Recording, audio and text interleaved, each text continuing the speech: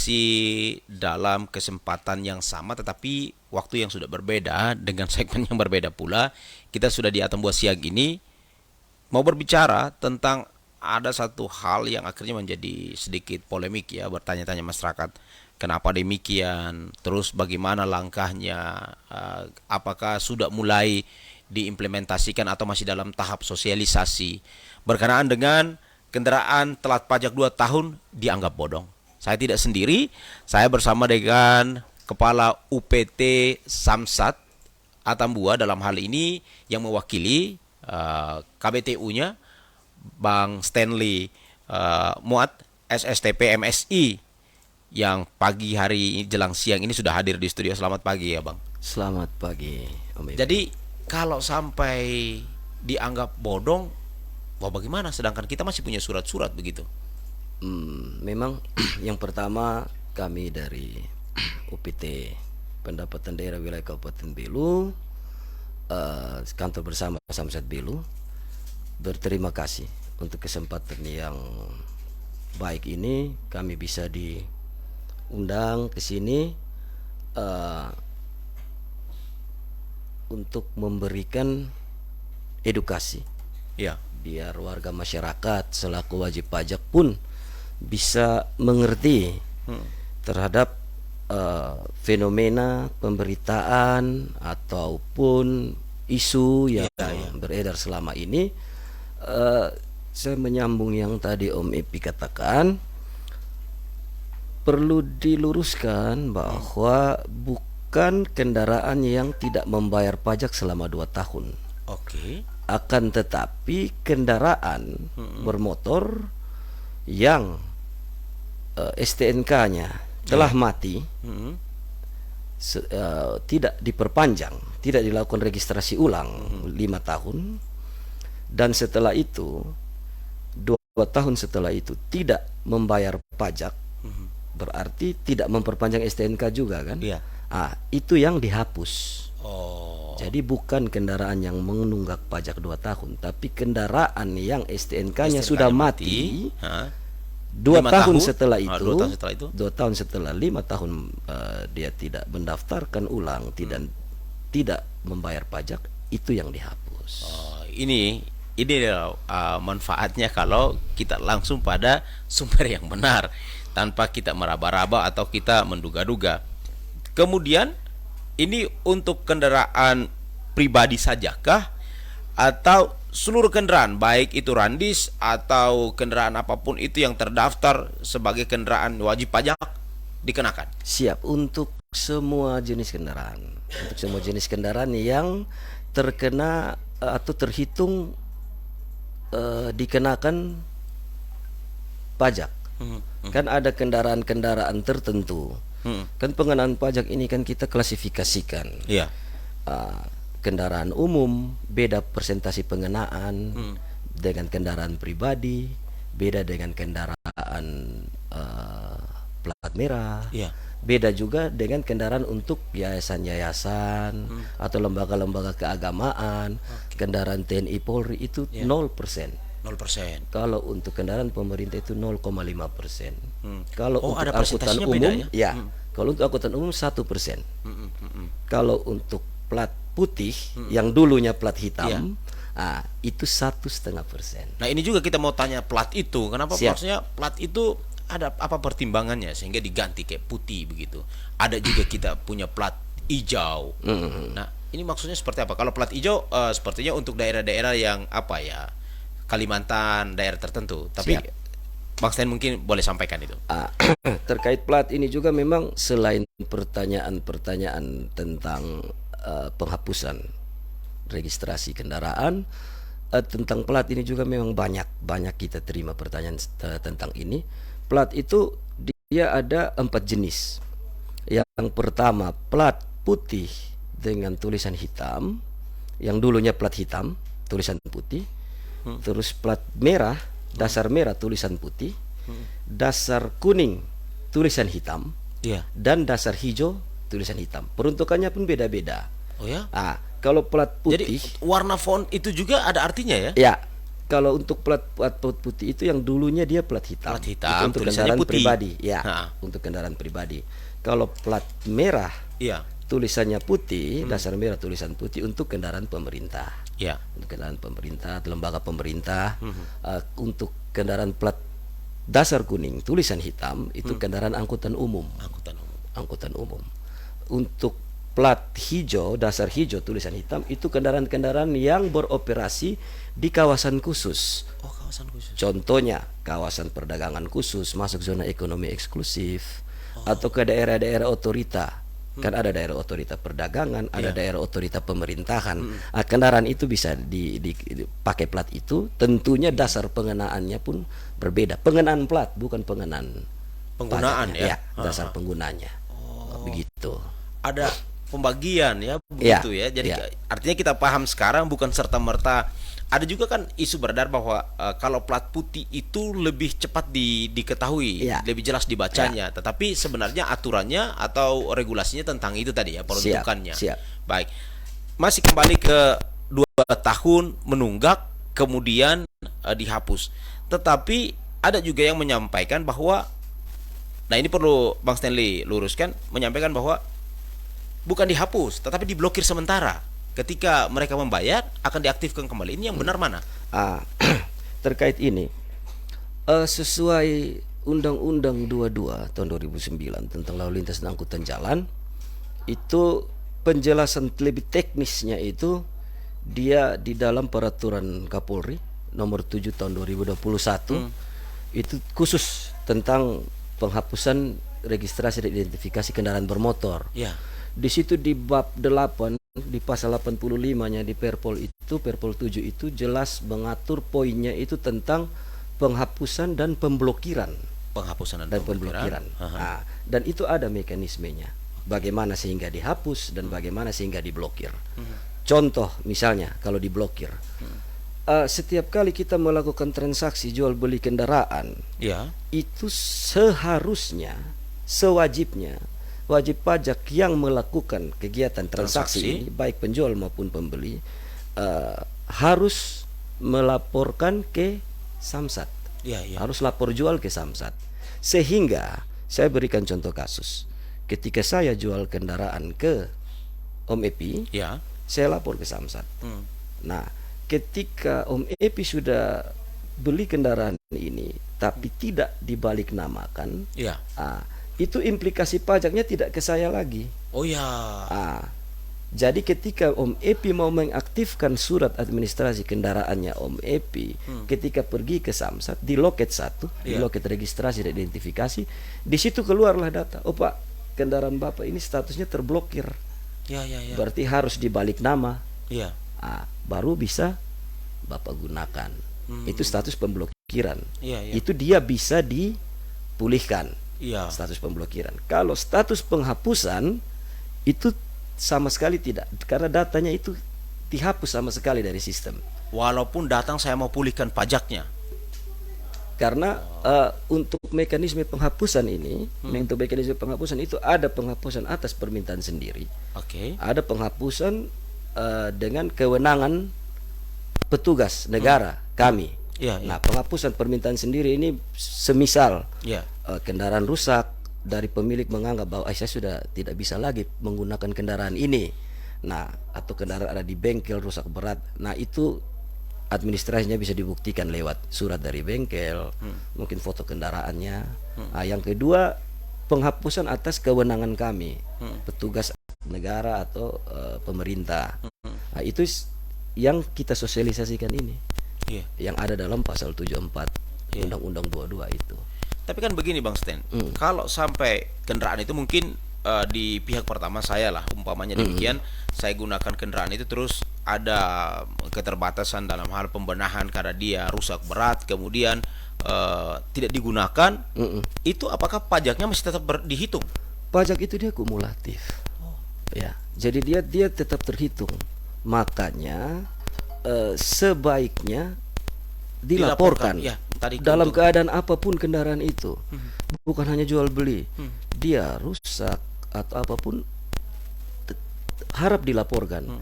Karena pajak ini misalnya ketika jatuh tempo Iya. dan kita belum membayar, itu kumulatifnya itu per bulan. Iya, iya. Jadi terlambat sehari sama dengan terlambat sebulan. Hmm. Jadi pokok pengenaannya itu 2% dari pokok pajak kita. Nah, kalau tanpa dilaporkan, misalnya dari jatuh tempo menunggu sampai setahun atau 2 tahun baru dilaporkan, kesian juga, dendanya jadi besar.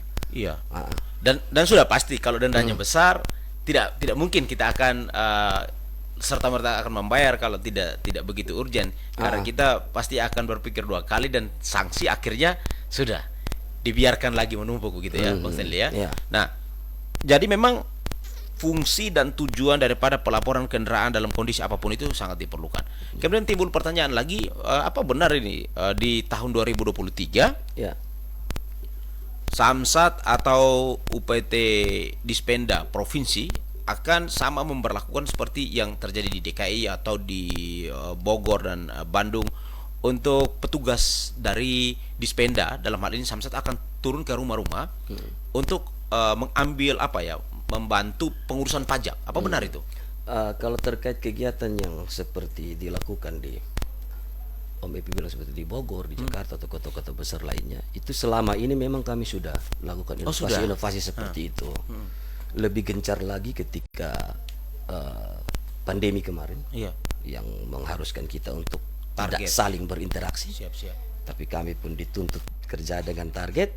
Ada inovasi yang kami pakai, ada Samsat delivery, ada pelayanan door to door, kami dari rumah ke rumah. Itu sistem jemput bola itu kami sudah lakukan. Oh, berarti bukan wacana, tapi sudah pelaksanaan. Siap, gitu. sudah Berarti saya informasinya terlambat.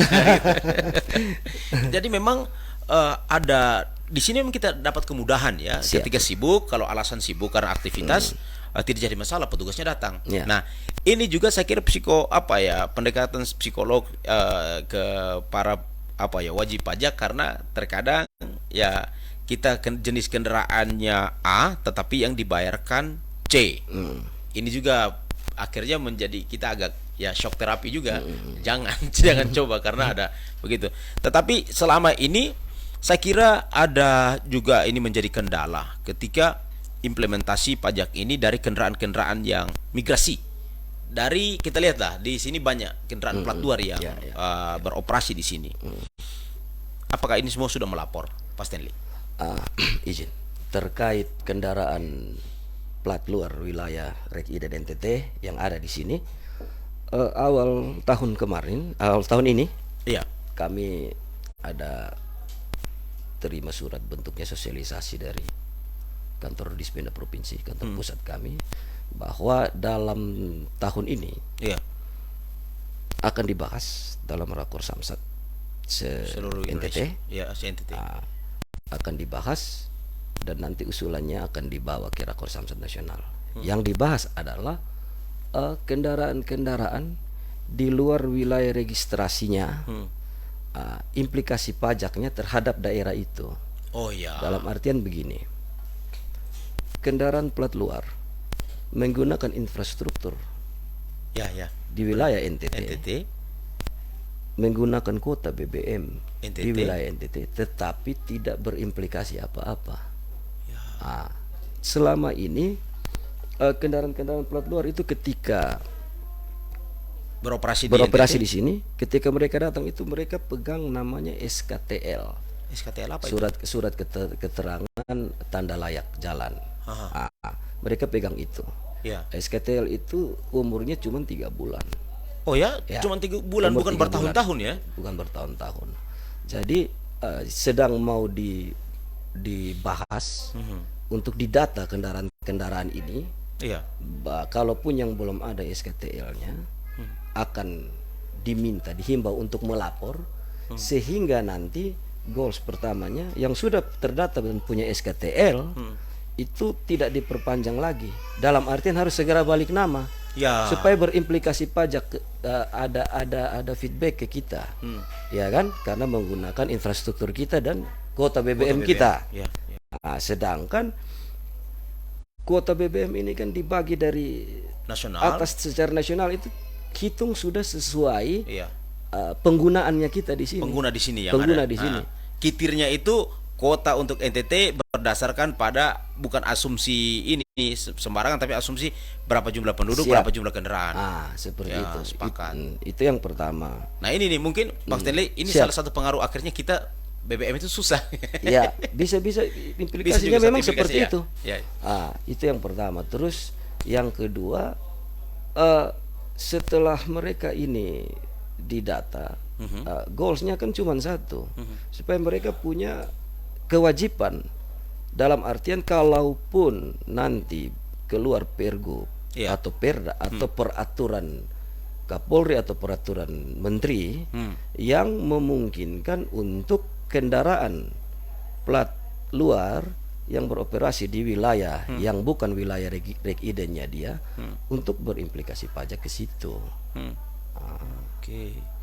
Oke, memang jika tidak akan ada efek atau ada implikasi ke kita karena Ya. dia tetap membayar ke daerah asalnya. Ya, itu pun kalau dia membayar. Ya. Karena minta maaf Om Ebe, kita bicara hal yang namanya kesadaran akan kewajiban itu juga Kolektif.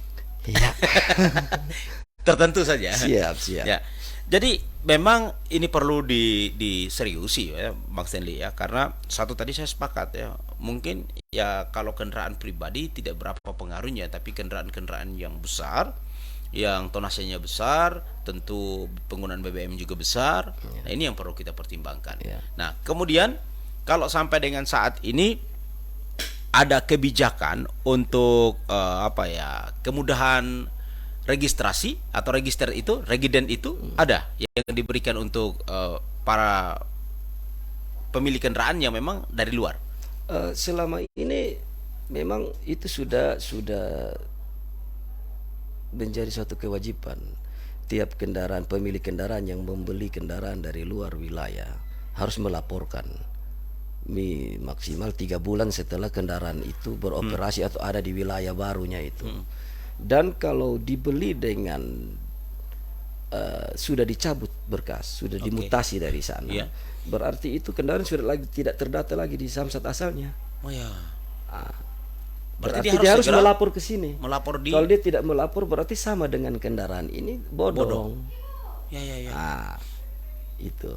Nah, selama ini mekanisme itu sudah ada seperti yang tadi saya bilang lewat SKTL itu. Tetapi masih perlu banyak kita edukasi lagi, perlu kita himbau lagi. Dan bila perlu ada baiknya ada satu bentuk produk hukum, entah itu peraturan gubernur atau perda yang mengharuskan seperti yang tadi saya bilang ketika 3 bulan. Jadi SKTL ini dia keluar hanya untuk sebagai syarat administrasi bahwa saya sudah masuk di wilayah NTT, saya sudah melapor. Dan di situ jelas setelah 3 bulan setelah saya melapor saya harus balik nama. Goalsnya kan saya implikasi pajaknya begitu. Mas Stanley, tapi kalau tadi kasusnya kalau dia ada kemudahan kalau dia sudah melakukan pencabutan berkas ya.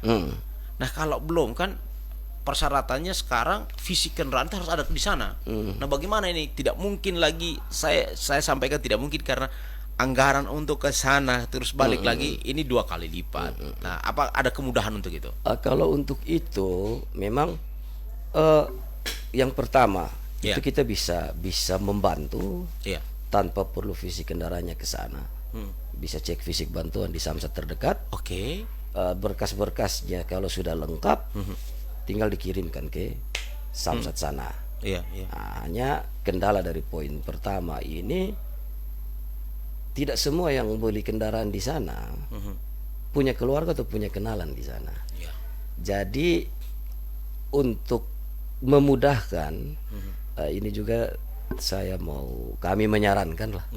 Kalau membeli kendaraan dari luar diusahakan membeli kendaraan yang atau lewat pihak ketiga atau penjual yang resmi. Dalam artian dia bertanggung jawab secara administrasi sehingga tidak mempersulit pembeli yang bersangkutan ketika mau memproses hal apapun itu administrasi kendaraan di sini. Itu yang pertama. Yang kedua, tahun lalu itu Di Januari 2022 itu ada Rakor Samsat Online Nasional bertempat di Batam, itu hadir semua se-Indonesia. Waktu itu dikeluarkanlah program Samsat Online Nasional. Ya, Salah satunya ada aplikasi Signal. Signal. Nah, setelah itu diuji coba di 6 wilayah provinsi, Jawa dan Bali. Ya. Nah, seiring perjalanan uji cobanya ini, waktu itu seperti yang tadi Om Epi sudah bilang, data itu sudah integrated dengan Dukcapil, Iya, iya. dengan Satu semua, data lah sudah gitu ya. sudah satu data, tapi masih terkendala, Ya. sehingga kendala ini yang menyebabkan Program ini kita tidak berlanjut. terkendala, makanya kita jadi sulit. Misalnya pembeli dari Atambua Iya. mau, jangankan untuk cabut berkas. Oh, saya sadar pajak nih, saya punya pajak, saya beli kendaraan di Bali, belum cabut berkas tapi saya mau bayar pajak. Akhirnya kesusahan. Sebenarnya pemerintah sudah berpikir untuk mempermudah ini, untuk mempermudah segala hal. Nah, setelah pelaksanaan ini sedang diuji coba lagi, nanti berjalannya bersamaan tilang elektronik, penghapusan registrasi identifikasi kendaraan bermotor, itu nanti jalan bersamaan. Iya. Dia include ke program Samsat Online Nasional Siap. ini. Bang Stanley, kalau kita tidak pembenahan ini, tentu tilang elektronik atau ETLE itu hanya akan berlaku di kota-kota besar, kota-kota yang memang punya masyarakat yang sadar akan administrasi kendaraan itu lebih tinggi. Karena kalau kita di sini, contoh lah seperti yang tadi Bang Stanley bilang, pajaknya bukan lagi ke saya. Begitu juga saya melakukan pelanggaran dengan kendaraan atas nama Bang Stanley di NTT, ketika surat tilangnya ke Bang Stanley di Bali atau di Denpasar akan kaget. Ya. Saya tidak ada urusan lagi dengan kendaraan ini. Gitu. Ini yang perlu dibenahi. Kemudian masalah yang tadi 2 tahun itu penghapusan sebenarnya dan pemblokiran sudah Abang sampaikan, tapi ada tidak maksudnya diberikan peringatan dulu lah begitu. Tidak serta Itu ada, mekanismenya ada. Jadi 5 tahun kendaraan STNK ini kan usianya 5 tahun. Setiap per 5 tahun kita harus registrasi ulang. Nah, ketika 5 tahun tidak diregistrasi ulang, Ya. dan setelah itu 2 tahun ini juga tidak membayar pajak, nah, ini 3 bulan sebelum masa jatuh temponya untuk dihapuskan, kami memberikan surat pemberitahuan bahwa Bapak Ibu wajib pajak yang bersangkutan 3 bulan lagi jatuh tempo untuk kendaraan Bapak atau Ibu dihapuskan. Kalau tidak ditanggapi, Iya. 1 bulan sesudah Jatuh tempo itu. surat pertama yang surat tadi pertama. itu, kami kirimkan peringatan kedua. Kalau tidak ditanggapi juga, 1 bulan setelah peringatan kedua, kami kirim peringatan ketiga. Nah, kalau peringatan ketiga pun tidak ditanggapi, 1 bulan setelah peringatan ketiga itu keluarlah surat penghapusan. Dan surat ini bentuknya hanya tembusan saja ke wajib pajak bahwa kendaraan Anda telah dihapuskan. Oke. Jadi tidak serta-merta dihapus. Ya, Tidak ini juga kan serta-merta. menjadi kekhawatiran ya kita tidak ada pemberitahuan. Tetapi satu kendala lagi sama gitu. Ini kelemahannya tidak melapor itu. Bagaimana mau tahu dia berdomisili di mana? Benar. Ini kesulitan tidak menurut Bang Stanley ini? Memang sulit, kami kesulitan juga, dan lebih ke kasihan juga ke orang yang ini. Nah, lapor jual ini sebenarnya harus, sebenarnya harus dilaksanakan, bukan hanya untuk mempermudah pendataan, tapi juga menjaga keamanan si pemilik kendaraan. Tadi saya menyambung sedikit yang tadi tentang ETLE atau tilang elektronik ini. Nah, kalau di kota-kota besar itu sudah kamera-kamera itu sudah terpasang untuk melakukan sudah sampai proses penindakan. Dalam artian kita melanggar, nanti surat tilangnya tiba di rumah. Kalau kita di sini contohnya di Kabupaten Belu, di kota Atambua ini, kameranya sudah ada, dia masih sosialisasi. Bukan berarti ETLE ini kameranya jadi tidak berguna. Tidak. Ini sementara sebelum digunakan untuk keperluan eh, lalu lintas, Ya. ini fungsinya fungsi pengawasan dulu. Oh ya. Jadi Ya. umum. Ya. Nah, kejahatan ini kan bisa juga terjadi di jalan, bukan hanya tabrakan, pembegalan atau hal-hal lain. Tapi kan benar bisa loh, terjadi. Bang Stanley. Dari diadakannya kamera ini kan beberapa kejahatan Ranmor itu Siap. dibekuk atas dasar itu ya. Siap. Dan orang Bantuan. pun jadi tahu, aduh, ada Ya, kamera nih, ada saya aware mau sendiri. macam-macam. Nah, ya kan dia jadi aware, oh saya mau begini-begini, mau apa. Jadi ini sekalian saya mau edukasikan juga bahwa etle atau tilang elektronik ini bukan mengawasi ataukah mencari kesalahan untuk memberikan hukuman, Ya. tapi ini melindungi. Iya. Tolong di rumah. Ini melindungi kita. Nah, terlepas dari kesalahan kita tidak pakai helm atau ada tindak pelanggaran lalu lintas di situ, itu konsekuensi kesalahan. Iya, iya. Tapi mari kita merubah mindset bahwa etle ini dia bukan mengawasi, dia melindungi kita, Melindungi kita. untuk keamanan, keselamatan, kelancaran tertib berlalu lintas. Ya, informasi indikasi kejahatan. Ya, jadi dia bukan hanya untuk kepentingan lantas, tapi juga kepentingan kita, keamanan masyarakat juga. Ya, Benar. Ya, tadi sudah jelas bahwa nanti akan diberikan peringatan begitu. Sebelum jatuh tempo diberikan 3 kali bersurat ya. Siap. 3 kali. Yang terakhir mohon maaf, hanya konfirmasi. ya, konfirmasi bahwa kendaraan Anda telah dihapus. Sudah dihapus. Ya. Nah, kendaraan-kendaraan yang telah dihapus ini tentunya secara administrasi mereka tidak layak lagi digunakan. Itu pertama. Yang kedua, untuk jual beli pun ya kalau namanya bodong kita jual beli ya ada tindakan hukum. Siap. Konsekuensinya bagaimana itu? Konsekuensinya ada. Konsekuensi administrasi ada, satu dalam bentuk tilang. Ya. Yang kedua dan yang berat, konsekuensi administrasi dalam bentuk pidana. Oh, Karena status kendaraan ini bodong. ya ya. Tidak ada surat-suratnya. Ya kan? Kalau tetap jalan Ya. dan didapat di jalan, tilang jelas. Kalau tetap jalan tapi digunakan untuk hal yang berpotensi kriminal atau pidana, ya Pidana. konsekuensinya pidana. Lebih berat lagi itu. Iya, lebih berat lagi. Tetapi nah ini kembali pertanyaan, kalau memang kemudian ada niat baik mereka untuk mengaktifkan kembali, apa diperbolehkan? Kalau untuk itu bisa. Register ulang. Itu pemberlakuannya seperti register ulang, tapi ada mekanisme administrasi yang harus dilakukan. Oke. Itu petunjuk teknisnya termuat jelas di dalam peraturan Kapolri nomor 7 2021, itu termuat jelas di situ. Itu sekalipun tidak ada lagi identitas dasarnya begitu, mungkin Ya. boleh. Jadi kendaraan ini seperti didaftarkan kembali. Oke. Seperti didaftarkan kembali. Oke. Oh, Bisa. dari awal Ya. tanpa waktu. Seperti beli baru lagi begitulah. Oke, baik. Tetapi itu artinya mempermudah. Jadi Ya. yang memang kendaraannya masih layak jalan, setidaknya tidak jadi bodong lah begitu. Karena sangat disayangkan. Memang sudah ada peringatan dan harus kita patuhi. Tetapi kalau sampai tidak, dan kemudian apakah 2023 ini masih sosialisasi tentang ini atau sudah langsung eksekusi? Terkait ini kemarin kan kita mulai gencar sosialisasikan ini mulai dari bulan Juni. Juni 2022. Oke. Ketika beralih Tahun? beralih pewarnaan nopol. Iya. Saat setelah itu mulai sosialisasi tentang penghapusan registrasi kendaraan bermotor ini.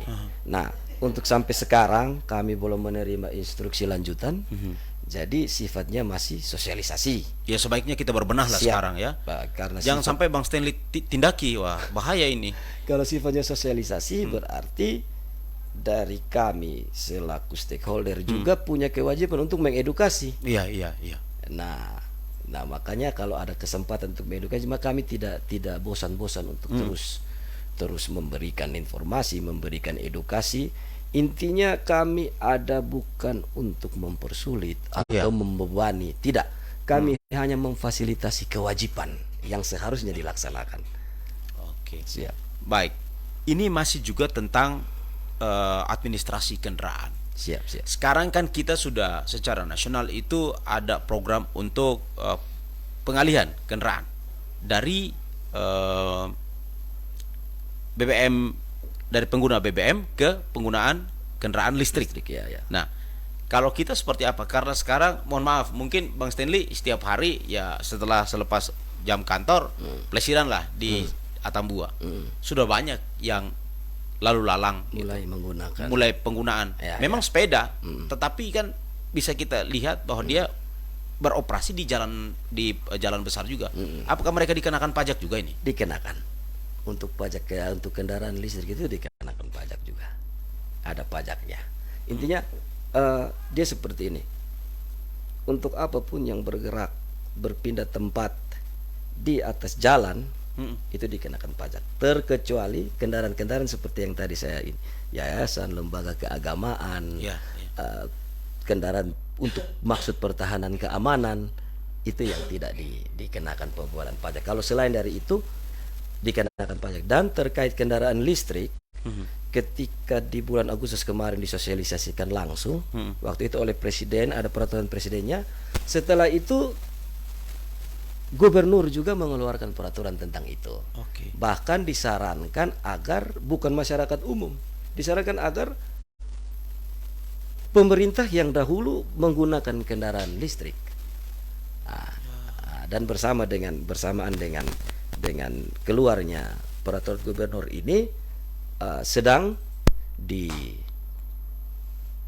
sedang diformulasi terkait, tentunya merujuk dari peraturan Menteri tentang pengenaan pajak untuk kendaraan listrik ini. Oke, jadi memang tidak ada yang lolos di situ ya.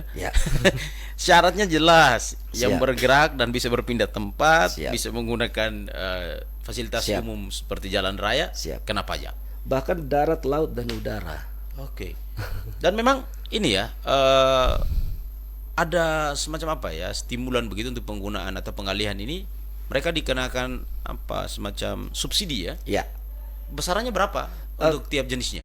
Kalau untuk tiap jenis itu dia, kalau kita bicara kendaraan listrik ini kan kita tidak bicara cc, tapi kita bicara voltase, bicara kWh, bicara wattnya kan? Oh iya benar. Kalau kendaraan yang menggunakan BBM kita bisa bicara cc. Bicara liter kalau bicara bahan bakarnya. Kalau mereka ini kan kalau untuk kendaraan listrik ini kan kita bicaranya voltase. Kalau di Belu sudah ada yang melapor? Kalau di Belu belum ada. Untuk Provinsi NTT sendiri pun kendaraan listrik dalam artian roda 2 yang bukan sepeda, kendaraan yang betul-betul motor listrik atau ini, itu kemarin di Kota Kupang sendiri, Samsat Kota Kupang belum. Belum ada yang melapor, tetapi kalau kemungkinan ada, ya asiknya karena dapat subsidi tadi. Ya. Baik, mungkin besaran subsidi ya kembali dihitung sesuai dengan tadi voltase ya. Baik, kita jeda sebentar pendengar. Kami akan kembali lagi setelah pesan berikut. Tetap bersama kami di Atambua siang ini.